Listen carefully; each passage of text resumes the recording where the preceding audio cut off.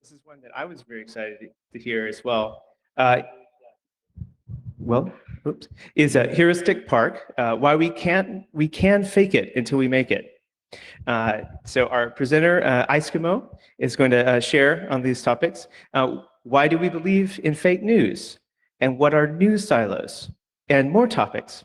This lecture discusses the psychological reasons as seen from the perspective of a social engineer. And we were talking beforehand, he wanted to point out that, if you're thinking of social engineering just in terms of one area, might come up in a security-focused con like this, you're thinking just in terms of manipulation to, say, bypass a security protocol, you're missing a lot of the apparatus of what he'll be talking about. This talk explores further and focuses on ways that we respond neurologically, hardwired to details, and what some of the consequences are related to this topic. So thank you very much. Thank you. Take it away. First and foremost, I might need to apologize up front because I might look a little fatigued and off balance, and that's not because it's day 3 and it's 11 a.m. at a hacker camp, because it is. Kudos to you for being here at this time, and the only advantage that we have is that it's not too hot yet in this tent.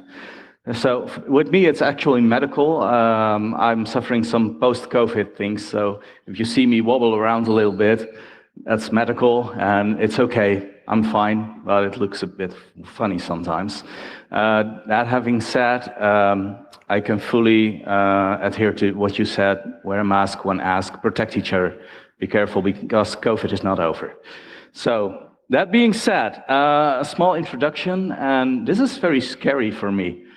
In my spare time, I do some magic for children, little card tricks and a little making stuff disappear and reappear. And the most scary thing you can do is perform for magicians, because they know all your shit. And they will call you out if it's not perfect. And I have the same feeling here, because it's all hackers, You guys know about social engineering. And probably because you're here, you know a little bit more, or at least you're interested in social engineering. So I'll have to do my best today, and I'll try. This talk is meant to be a little longer than the 50 minutes that I got, so I might skip some things. But first, by a raise of hand, how many people understand Dutch quite well? Okay, so there is some slides in there, which are examples, but they are in Dutch. So I'll be showing them, not taking too much time about them, but they're funny to see, so that's good. Small introduction, I'm a social engineer. I have been for a lot of time, a lot of years. I've been pen testing companies professionally for 15.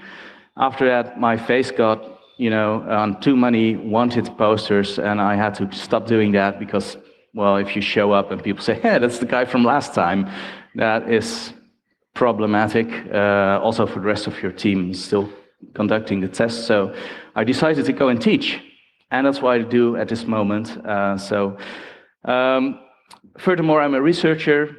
This stuff is very interesting. It stays very interesting, so you read all about it and you delve into it very deeply. And I do stuff like this, public speaking. I attend conferences. And of course, we have this wonderful Angry Nerds podcast. It's in Dutch. Find it, it's funny. Right. I have been sweating on this one for a long time because I needed to form a definition of social engineering, and I started writing its techniques, psychological techniques to get your password. No, that's not it. It's to make you do things that you actually don't want or cannot, or no, that's not it either. And it became a very, very long and confusing definition. Like most job descriptions, very long and confusing, and half of it is not even true. So I came up with this. Actually, it's 2 words. There's the word social, which is any interaction you have with other people, you can initiate or undergo it. And you have engineering, which is you have a plan, you design something, and from that design you go and build a house, a bridge, anything. So if you combine those 2 and you say, okay, I'm going to have a social interaction with anyone by a design to get to a certain goal, that is what social engineering is. It's nothing more, it's nothing less. This is a very clean definition that I could come up with just by translating those two words. So what is it? It is being clever with the truth. And you can do that by words, just by plain lying. We'll get to that later on. You could indirectly lie by showing up in a nice suit because you have an interview or something. Or you could fuddle with the truth. We'll get to that later as well. Or you could just set the scene. You see it in Bitcoin. It's great. Bitcoin is great. Look at all these fancy offices and these great companies that do all kinds of wonderful stuff. Of course, Bitcoin is not a very good idea. At least that's my opinion, but it gets hyped a lot. Sorry for the guys having Bitcoin. I mean, yeah, it's not a good time for Bitcoin. So who does it? And this is actually a small nerd joke. Some of you will get it. Criminals, lawyers, salespeople, of course, but parents also. We have a 4-year-old, and we have to social engineer the hell out of her to get her to eat her veggies and get to sleep in time. But children can also social engineer very well, especially ours. She knows exactly how to look, how to smile, to get candy, or to stay up later. And I don't know, how many of you have kids? Respect. So this is very hard, you know. They come up with all kinds of crazy stuff to not have to go to sleep. I need to pee, I need to drink, I need to do... That's also social engineering. You just adjust your normal behavior to make it logical, what you're doing. So actually everyone social engineers. I am not at this moment, because this is what I actually look like, but at work I wear other stuff. Of course, you don't go to work in the couch outfit, let's say it like that. So why do we do it? This is still an introduction that you're probably familiar with. You could go for influencing people. And there is a subtle difference, but a very important difference between influence and manipulation. Because I think manipulation is the bad kind, and influence is good. You can influence people to get them in a certain track which is actually in their own interest. An example that I sometimes use is that when you go to the hospital and there's a doctor, he comes up to you with his hands in his pockets, he says, "Oh yeah, you have cancer." That is weird, right? So these doctors, they get trained to bring this news in a special way. You have to serve it up so you won't black out. If I go and tell you, "Hey, you have cancer," I can be sure that anything I say after that will not land. You just don't hear it. And it's in your interest and in the interest of the doctor that you keep listening. So he probably invites you over, "Okay, come, sit down, have some coffee. I looked at your test results. This is what I found. There's treatments, but it is severe, so we have to do this and this and this and this and this." And he won't use the word cancer until it's absolutely necessary, just to keep you listening. And doctors know this, so that's what they learn. Social engineering, influencing, also has a good side, but when it gets to manipulation, that's bad. You don't want that. So there's some techniques, and I love listening to radio commercials. I'm the only one, I guess. And they can be really funny, because in the Netherlands, we have .nl, and that rhymes with snel, the Dutch word for fast. So they make all these rhymes. "Oh, ga snel naar .nl. That's not because it rhymes, and it's not because they think they have a unique little slogan, but it implies urgency. Very subtly, but it implies urgency. Oh, we have only a few left. That also implies urgency and scarcity, so we want it more. So these are techniques that you see in marketing, but you see them in a lot of other places too. The last one, that's one I learned very late in life. You get a free phone when you renew your subscription. The phone is not free. It's not. You pay for it several times. through the higher subscription rates that you accept. It's not a free deal. But these are tricks. They tell you that it's a free phone, right? So what's interesting is I would love to see a judge look at a case like that and say, yeah, look, I said it's a free phone. It's not free. I want a free phone. So, and try to. There is actually a guy who does that with all kinds of commercials, and he wins those cases as well. This is very funny. So we can play on emotions, and this is where it gets interesting. We know that fear is a big one, insecurities. Lots of people are insecure, and if you go and stress them, and later on we'll see why, they will cooperate sooner. Then there is greed. When I tell you that I can double your money in 2 days, of course you want that. Who wouldn't want it? But it's also a cue for you to start thinking, because when it sounds too good to be true, it is. And then there is confidence. Of course, we can get the other way around and get people really confident about something and then take them along for a ride and they fail miserably. Because we are very good at getting them. That's the confidence games, right? You see them on TV all the time. And then the last one, and that's the one I'm talking about today. There is cognitive biases and there is heuristics. And these are properties of your brain that we try to exploit. Because what would be better for a social engineer to find a flaw in your brain, play on that flaw, and you don't have any defense against it. I mean, you will go for it, even though you know you are scammed. It's like, it's impossible not to be startled. Think about it. It's not, you can't not be startled. And we tested this with a guy, very highly educated guy, very, very smart. And we told him, okay, we have a haunted house here. We built it. And there is a few rooms. So we'll tell you from any second when you go in, after 2 seconds, you feel a little bump. There is something on the floor. The doorknob is slimy.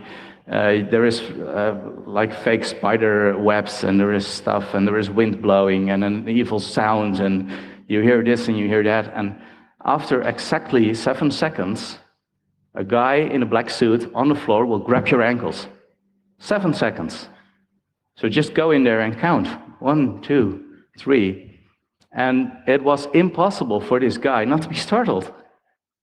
Even when we counted down through an intercom, we sat there and we said 5, 4, 3, 2, blah. And he still was, it's impossible, because this takes place in another part of your brain. And if you can tap into that as a social engineer, you always win. So this is where this talk gets interesting. And of course, there's identity fraud. This is the first recorded case ever of identity fraud. I just wanted to show you that. Okay, who's very fast at thinking? Because we see patterns all the time, right? Who's very fast? What's on the question mark? Who knows? Just by raise of hand? Who can see it? Okay. Any answers? 25? Okay, anything else on 25? It's not true. It's not 25. And this is because the fast part of the brain, there is 2 systems actually. Daniel Kahneman, a very famous psychologist, writer, he talks about these 2 systems. We have the fast and the slow system. And the slow system is the reasonable part. You think, okay, look, what does it say? And what is this? And the fast part says 5, 10 feet, oh, it's 25. And you're done with it. So we tap into that, the fast part. It is not 25, because the answer is right there. It's 5. 1 is 5, so 5 is 1, right? That's what it says. This is not a range. It looks like a range, but it is not. And only if you tap into the slower part of your brain and say, look, what? Oh yeah, it's right there. It's 5. Then you get the right answer. So this is a perfect example for what we call heuristics. And heuristics are shortcuts in your brain. Why do we have these?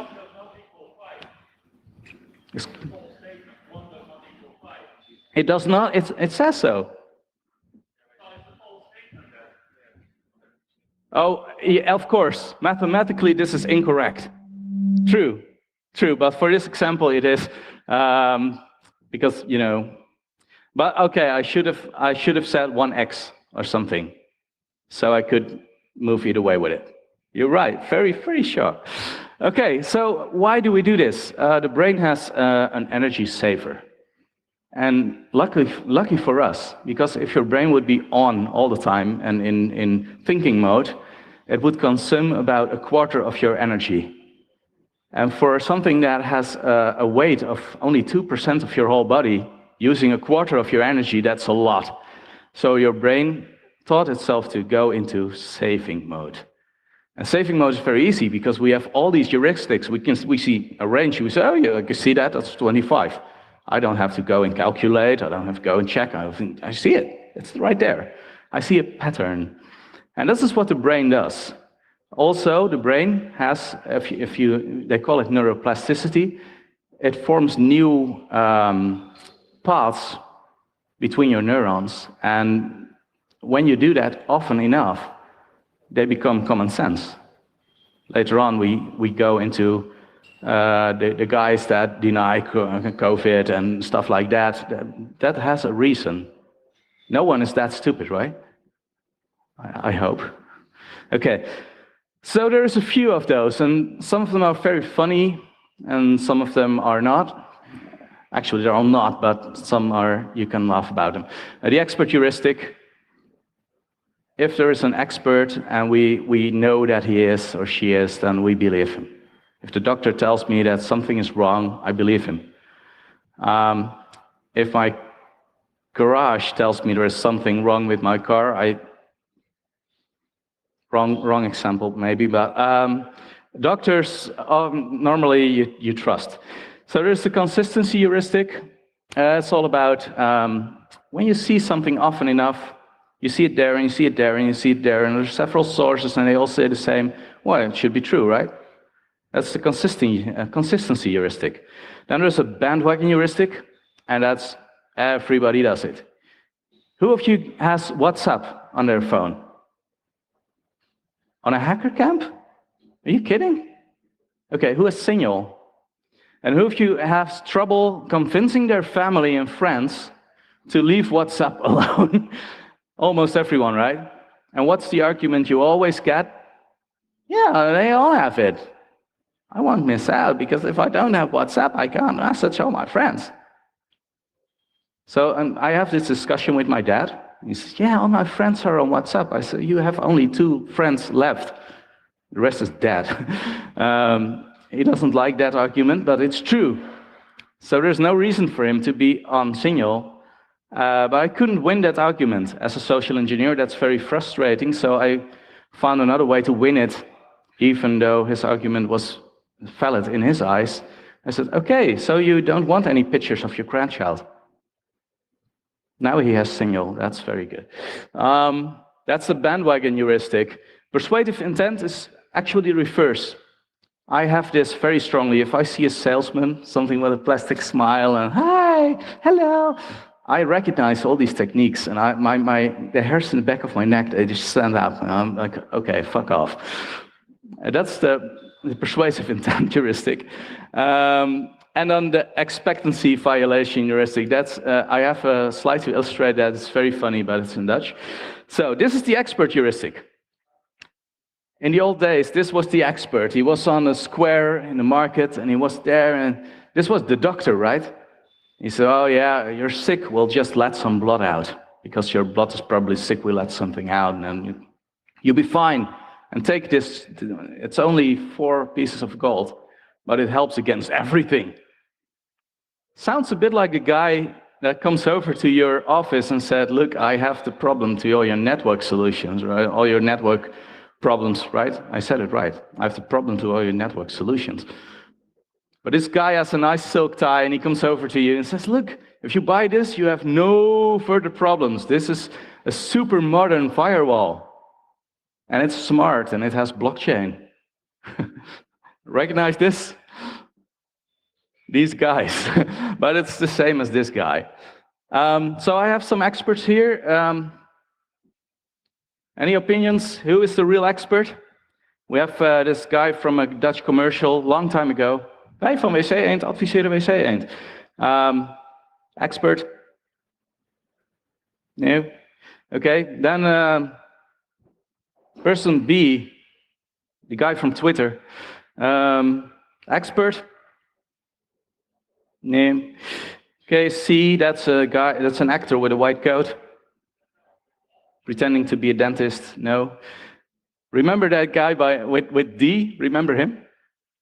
He was hilarious. That was great. Yeah, I mean, war is never funny, but this guy was. He should have had a red nose. There are no American tanks in Iraq, and you saw them pass by behind him. It was hilarious. So then Gerrit Hiemstra, he's the weather guy, Dutch weather guy. Expert? Yeah, maybe. Okay, let's continue. Jomanda, remember Jomanda?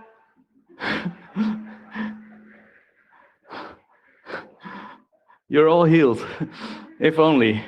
And then we have, who's that? G. I don't think anyone at a hacker congress would have heard of this woman.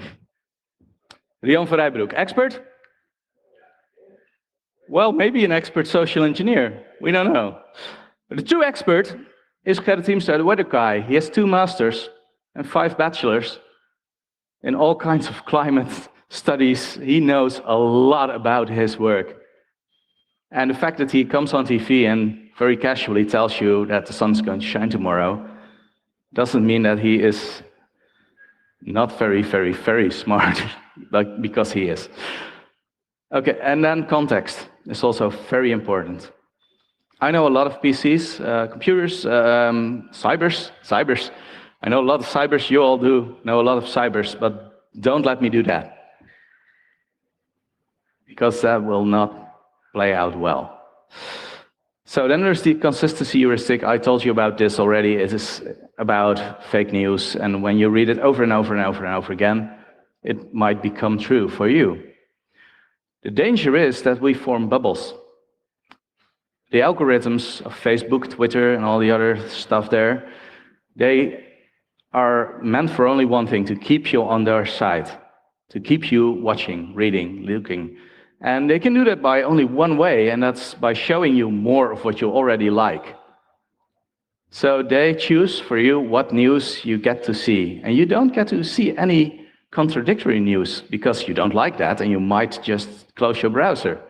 So they show you more of the same. Only they don't check if it's true what they show you. Bandwagon, we talked about this, persuasive intent. I like the illustration on this one. And this is for the Dutch guys here. I'll just give you a second to read them all. Expectancy violation has to do with you have an expectancy. In this case, it's the city, and you might think that guys working for the city, doing all kinds of official business, they know what they're doing, right? Well, they don't. At least not always. And these are examples of really, really gross spelling mistakes, very funny ones as well. I mean, this should mean goes for the entire street. But the way they spelled it means there's money for the entire street. So it's, maybe they won this postcode loterij, you know, the truck comes in. That could be true, but why put a sign up? This is weird. So I like the expectancy violation bias. It's very nice. Sometimes people make mistakes, and this is a pretty rough story. We have the Dutch Ministry of Defense, and I can speak about this because it's a long time ago and it's fixed in the meantime. But this is the website of Miroslav Mindev, and the domain is mindev.nl. But that is also with one little letter difference. It's the Ministry of Defense.nl. So the guy that ran this domain got all kinds of emails for the Dutch Ministry of Defense because people made a little spelling mistake. And those were not funny, these mails. So when people make mistakes, even tiny ones, It can have large consequences. And if we can get people to make these mistakes based on of the heuristics we already know, we just invite you to make the mistake. Like the little table there. It was not 25, but it's very easy to go for it. And you're in trouble, right? So truth. What is true? And this is a very hot discussion at this moment. Some things seem true. Some things feel true. It has to do with experience and what you can see and what you can hear and what you can touch. But is it? When I do a card trick or a trick with some ropes which turn out to be the same length or they don't, people see it happen. But what you see is not what's happening, and what's happening is not what you see. That's the definition of an illusion. And that having said, truth is very, very fluid indeed. So in the US, they have this very, very cool oath when you go before a judge. You guys know that? You hear it on TV all the time, right? Do you solemnly swear to tell the truth, the whole truth, and nothing but the truth? I think this is genius. Because what you say is, okay, do you swear to tell the truth? That covers lies of commission, plain out lies. You just tell something that's not true. The other one, the whole truth, covers lies of omission, stuff you leave out. And it's also very easy to do. Yeah, I went to Bolivia on a business trip. I don't have to tell people that I have a mistress there. It was actually a business trip. Sorry, dear. Not true, by the way. And nothing but the truth is lies of influence, and they are the tricky ones. Because how many times have you seen this in courtroom dramas that a suspect does not really answer the question, but says, look, I'm a respectable guy. I would never do something like that. I'm a Bible salesman, and I'm volunteering at the school, and I'm doing this, I'm doing... He didn't answer the question. He's trying to get way around, and these are lies of influence, just by getting yourself into what we call the halo effect, being a true angel. Become an angel, by the way. That's very... They need angels. But getting yourself on that level of, look, I would never, it's also lying, but it's very, very subtle and it's very hard to catch. And this is, sometimes it's how do you say that politely? Sometimes it's by design and sometimes it's just plain stupid. Ambtenares. It's the language that civil servants tend to use. I see a lot of memos in my line of work, and I have to take a lot of time to decipher what they really say. And for the Dutch speaking, these are, and I have permission to show these are actually WhatsApp messages of students working with the Dutch government, trainees, talking to each other about what they're going to do next. And if you read their WhatsApps, holy shit, that's not going to be funny if this guy really gets to be a civil servant, or this guy. That is bad. But we do that ourselves because this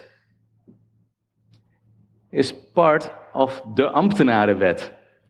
It's the rules and regulation that dictate what a civil servant should and should not do.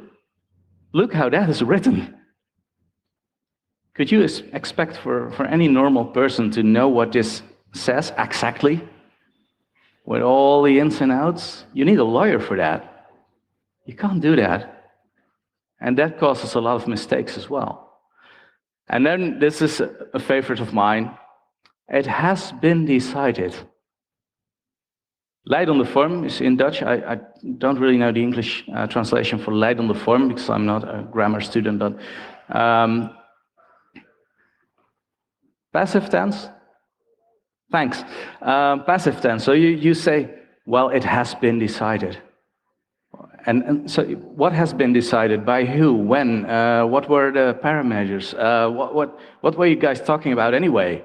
What meeting was that? And who decided? And was he even competent to do that? Or was he in charge?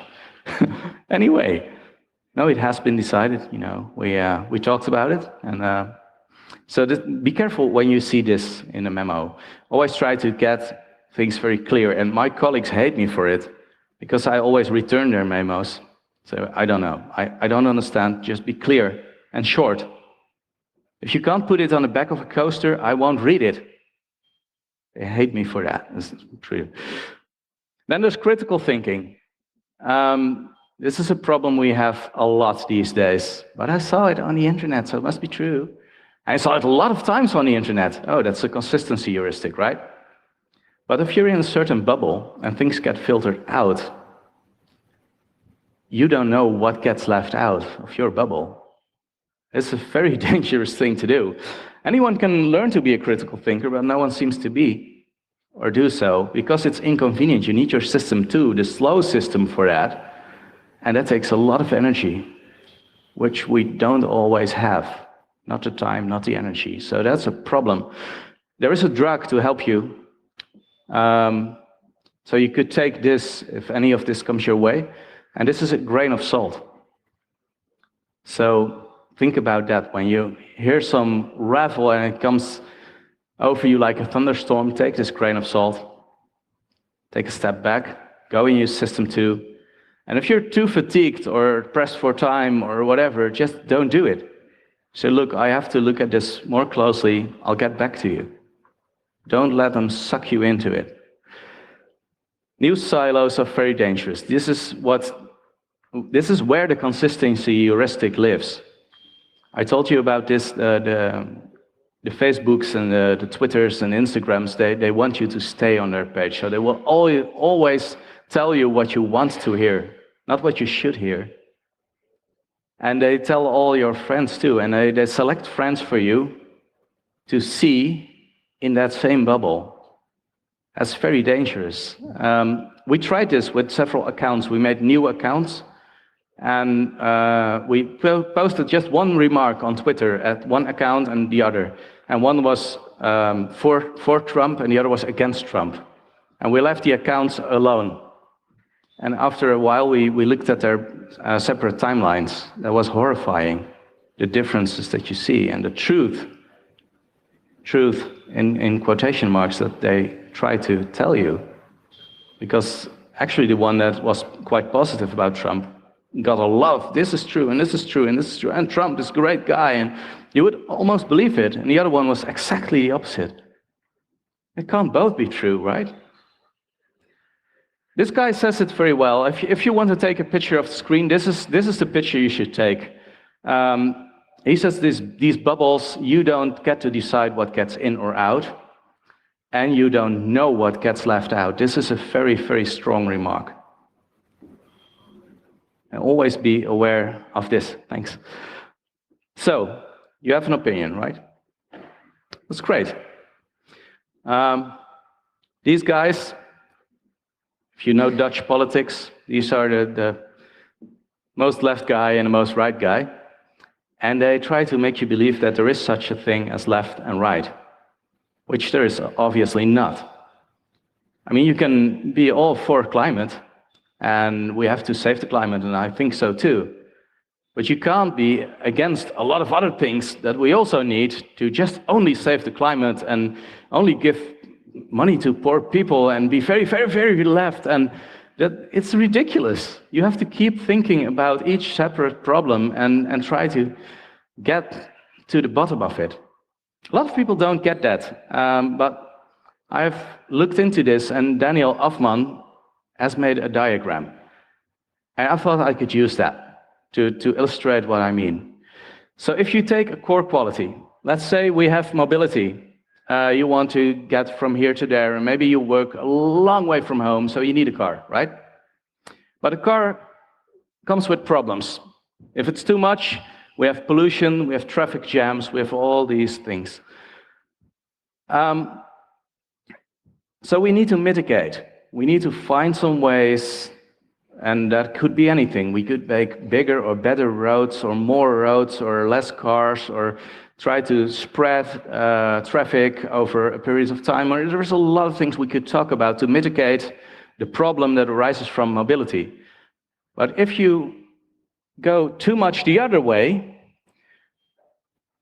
you get to be Amsterdam. Ban all combustion engines. Amsterdam sucks, by the way. If you have a car, don't go there. That's the allergy. Don't go there.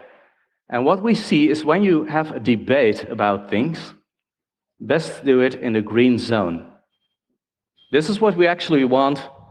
We recognize the problems, and we have a challenge. And let's talk about this. What you see in debate, in politics, is guys going nuts about that. Because it's very strong, right? Ban all combustion engines. Yeah. Good for you. Right, but it's not a discussion you should want to see. It should be in the green zone. So, and then there is, of course, the Dunning-Kruger effect. Heard about it? I love the Dunning-Kruger effect. The theory is that the less you know about something, the more you feel like knowing about it. So when I bought a computer in 1983, I learned some basic, and I did some weird stuff, and I thought I'm the biggest expert in the street. And in fact, I was, because I was the only computer user in the street, but you get a lot of confidence from that. And of course you do. When you grow into that profession, you think, okay, now I know a lot about it, and you come here and you think, I don't know shit. So probably when you think that, you are somewhere here on the slope of enlightenment, but everyone seems to start at the peak of Mount Stupid. Your confidence is really high, but your knowledge is not. And I love this diagram. It's my favorite slide of the entire deck. So, then there is influence by proxy. And Centric hates me for leaving this in. They asked me now several times to get their logo the fuck out of there, but we all know what influence by proxy is by now, right? It's Rian van Rijbroek against Gerard Sandring. She is whispering in his ears, isolating him from the rest of the world, because this guy is not stupid. He's a millionaire. He knows what he's doing. The only reason he believes in her is that he doesn't get any other information. He's in a bubble. So that's a problem. And influenced by proxy, he is the boss of all these companies, but she runs them. It's very dangerous. This I'll leave for now. This is what I meant with brevity. When I get a very long memo, and it's very elaborate, and there is a lot of passive tense, thanks, I just send it back. So I don't get what you're saying here. It's too long to read. It's too complicated for me. I don't get it. And I'll just play stupid. So explain me like I'm 5. And you got a lot of discussion about that and say, okay, but you're not 5 years old. You went to university. Yes, I know, but explain like I'm 5. Because it prevents you from lying and hiding it. So, and that's actually very hard to get to the point. So that's why this phrase is very nice. I'm sorry I had to write such a long letter, but I didn't have time to write a short one. Because you have to think about that. Get to the point. Okay, fishing I'll leave out because everyone here knows about fishing, right? This is a very nice tweet. These are some random shots that I collected here and there. Professor Fu Lingyu, he is a security philosopher. Actually, it's me. And he said, well, criminals, they have a new way to make you pay a lot of money for, anything. So for only $3,500, I'll tell you all about it. And of course, this is funny, right? But not why you think it is. It's not because I might be the criminal and I get the 35 just by saying, okay, I'll tell you the secret. That's not what it is. Because in the boardrooms, we get swindled a lot. And if you get a consultant for $3,500 and he says, look, that is 1.6 million not well spent, I wouldn't do that. That's money well spent, right? They save you from a lot of trouble. So nothing is really what it seems. This seems to be a bad idea, but it's not. Not in every case. So just give me the 35 and it's good. Here are some countermeasures. Most of them I already touched. Ask for clarity and details. And just tell them, it's too long, I didn't read, it's too complicated. Make it simple. Make simple statements. I want to know what you're actually saying. Go to your system 2. Think about it. Don't let yourself get pressed into time. Your brain consists of 3 parts. 10 minutes, thanks. We have the frontal lobe, the prefrontal cortex. This is where thinking happens. This is what most of us do here. Then there's the middle part, which is mostly medical. There is all kinds of substance there, hormones, drugs. There's all kinds of stuff going on there. And then there is the reptilian brain, and this is the link to Heuristic Park, the dinosaur at the front, which is actually the boss of them all. And this is where fear, flight, fight, all those responses come from. So if you try to tap in this here, all the other brain parts will be silent, or at least distorted enough not to function very well. If you tap into this one, the emotional bit, hormones, that's why men do stupid things. You see a nice lady and think, ooh, that's nice, and this stops working. That's why, ladies, that's why we do that. So, if you want them to piss off, tap in the other one, because the hierarchy is from here to here. This is the boss. Scare them. Propose. That's very scary. So call in external expertise. That's a very good countermeasure. And discuss scope creep. We have seen that in several projects, also in Amsterdam, the new subway system, way over time, way over budget, but it couldn't go back. So that's a problem. Discuss it, and discuss the exit terms, because you can't build half a subway system and say, oh yeah, okay, we'll just stop, get some landfill, close it up. Shame. So you have to discuss those things. Our World in Data, just wanted to mention it. It's a very good resource for statistics. If you want to know if something is actually true, poverty is rising. Well, these guys, they kept record of poverty over the last 20 years, so go look. Is it actually true? Our World in Data. It's very good. Yes. So reclaim your brain, get rid of bad apps from your phone. This is, I told you the talk is actually bigger, so I tell people to get rid of WhatsApp and stuff like that. Browser extensions, that's also for the larger part. And ask questions. This is very important. Try to be the boss of the conversation and try to pinpoint all the heuristics they're getting to. And, you know, marketeers, good marketeers, they know all this stuff already. It's up to you to also know.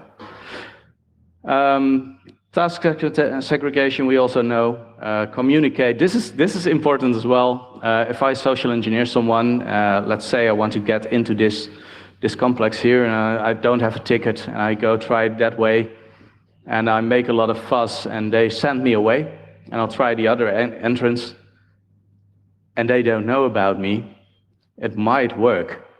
But if those guys get on the radio, say, look, there's a weird guy here trying to get in, so everyone be on the lookout, you know, it's weird, my chances are very slim after that. So these are some sources. Hersenhack, it's a Dutch, Margriet Sitskoorn, neurosurgeon, very, very good book, read it. Factfulness, Hans Rosling, he's no longer alive, but he left us a great book. And Richard Nisbet with Mindware, also very, very well recommended. And listen to the podcast, because it's fun. No, you don't have to. Right, cyber, thank you. And if there's any questions, I'll be happy to answer.